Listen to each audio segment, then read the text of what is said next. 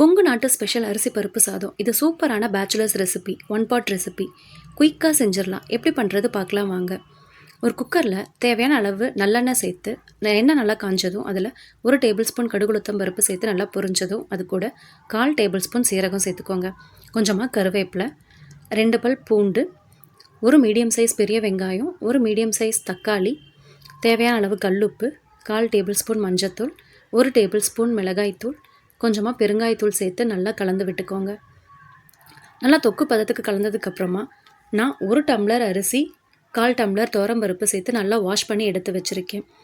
அது கூட சேர்த்துக்கலாம். 1 டம்ளர் அரிசிக்கு 2 டம்ளர் தண்ணி அளவு கரெக்டாக இருக்கும். கலந்து விட்டதுக்கப்புறமா 1 டேபிள் ஸ்பூன் சாம்பார் தூள் சேர்த்துக்கலாம். இது ஆப்ஷனல் தான். சேர்த்ததுக்கப்புறமா 2 டம்ளர் தண்ணி அது கூட சேர்த்துட்டு நல்லா கலந்து விட்டுக்கோங்க. கலந்து விட்டதுக்கப்புறமா அதில் 1 டேபிள் ஸ்பூன் நெய் சேர்த்துக்கோங்க. சேர்த்துட்டு நல்லா கொதி வர்றப்ப மூடி போட்டு 3 விசில் விட்டு எடுத்திங்கன்னா சூப்பரான அரிசி பருப்பு சாதம் ரெடி. குயிக்காக செஞ்சு முடிச்சிடலாம். டேஸ்ட்டும் சூப்பராக இருக்கும். செஞ்சு பார்த்துட்டு எப்படி வந்துச்சுன்னா கமெண்ட்டில் சொல்லுங்கள்.